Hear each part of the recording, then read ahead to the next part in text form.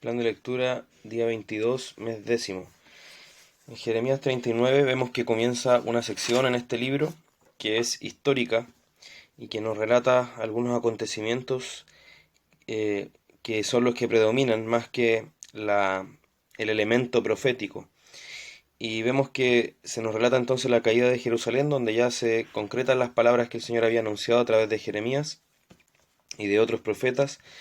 Y en este caso el rey Sedequías sufre las consecuencias de su propia rebelión, en donde él no quiso escuchar ni someterse a las palabras de Jeremías y tuvo más temor de los hombres que temor de Dios. Pensó que él, eh, librándose de los hombres, iba a estar más a salvo que si se libraba del Señor, de lo que él estaba anunciando sobre esta nación como juicio.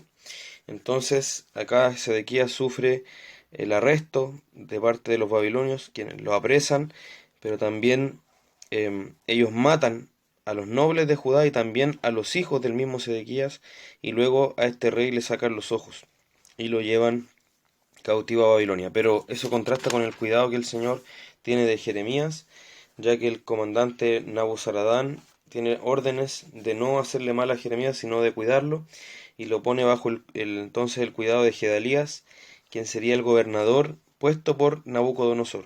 Es un gobernador judío, pero que es puesto por este imperio entonces babilonio. Y también el Señor tiene cuidado de Ebed-Melech, un etíope que protegió a Nehemías, y él entonces lo protege y le guarda la vida, a pesar de todo lo que está ocurriendo en esa ciudad. Vemos entonces que el obedecer la palabra del Señor nos pone a salvo de la ira de Dios, del juicio de Dios. El creer primeramente y actuar conforme a esa fe es lo que nos pone a salvo realmente, y podemos decir todos que, también como se dice respecto de Ebed-Melech, tu vida te será por botín. Nuestra vida nos ha sido por botín, se nos ha conservado nuestra vida. Luego vemos entonces que los judíos que quedaron allí en la tierra de Judea sin ser expulsados ni exiliados, quedan bajo el cuidado de este hombre Gedalías, y vemos que el Señor promete cuidarlos a quienes se queden en este lugar bajo el cuidado de este hombre, pero empiezan las conspiraciones, y a pesar de que algunos hombres presididos por Johanán, hijo de Carea, advirtieron a Gedalías de que Ismael quería matarlo, un hombre llamado Ismael quería conspirar contra él y matarlo, Gedalías no hizo caso a esto, no escuchó, y luego finalmente este Ismael hace una conspiración y mata a Gedalías, y con eso expone a peligro de muerte también a todos los que quedaron ahí, a los judíos, y se arma entonces un alboroto donde la gente entonces entra en pánico, y en primer lugar fue apresada por Ismael, pero finalmente entra en pánico y piensan que van a ser muertos por los caldeos, por los babilonios. Esta historia se va a seguir desarrollando en los siguientes capítulos, pero vemos que realmente el Señor está mostrando su intención de juzgar a estos que quedaron, porque los que quedaron, dice el Señor, que iban a ser los que iban a recibir más potentemente su juicio, y eso se demuestra en la necedad de ellos, que se va a quedar de manifiesto en los siguientes capítulos.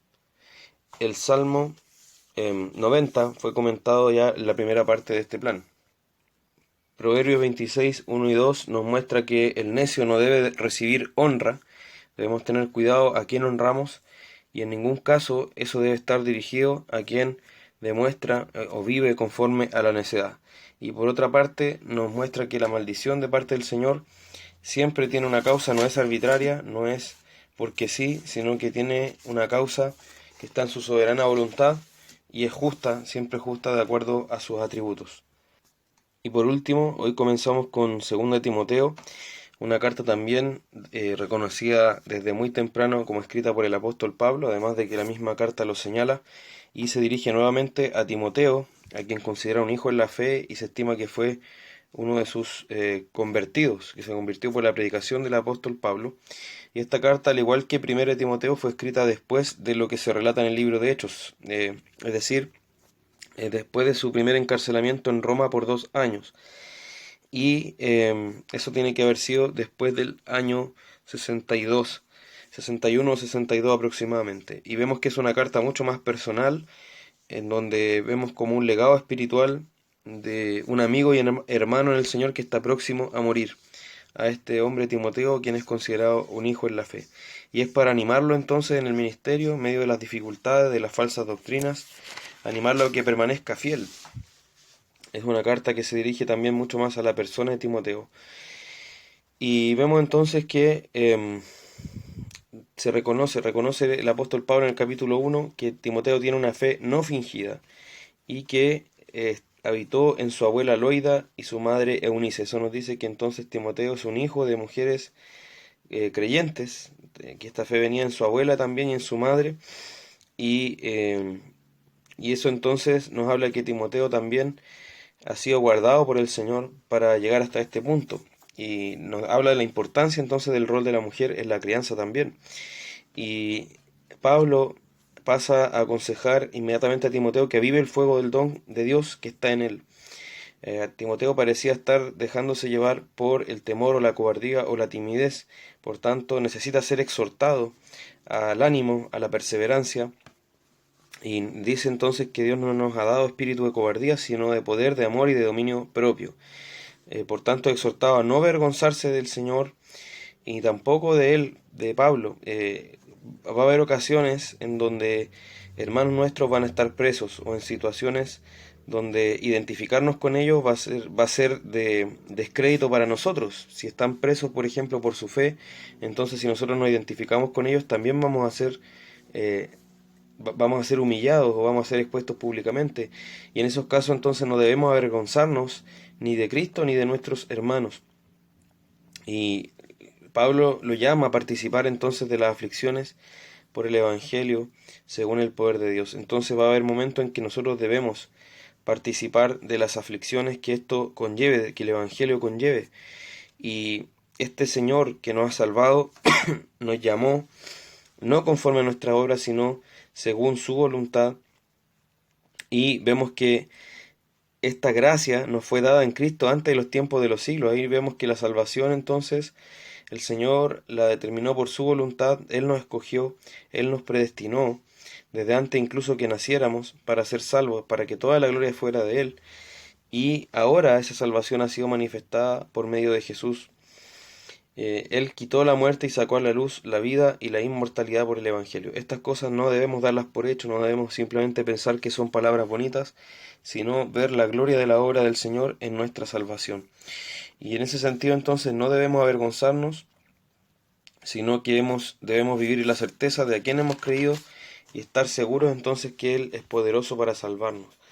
Este Timoteo debía retener las palabras que aprendió de Pablo. Esa es una de las cosas que él insiste en sus cartas pastorales, que los pastores deben ser retenedores de las palabras y además enseñar a otros que también asimismo pueden retener esas palabras y traspasar el buen depósito, el testimonio de la fe.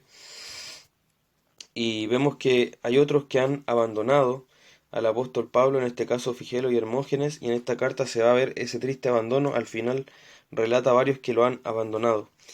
Y contrasta Figelo y Hermógenes, quienes lo abandonaron, con Onesíforo, quien lo buscó, quien trató de encontrarlo con diligencia en Roma. Es decir, el apóstol Pablo no estaba fácilmente ubicable en las prisiones, sino que debió ser buscado con diligencia, y eso hizo este hermano Onesíforo, quien entonces no se avergonzó de las cadenas de Pablo, y eso demostraba la fe de este hermano. El Señor nos ayuda a tener esta fe y también a identificarnos con nuestros hermanos que son perseguidos, no avergonzándonos de ellos, sino acordándonos de ellos en sus prisiones. El Señor les bendiga.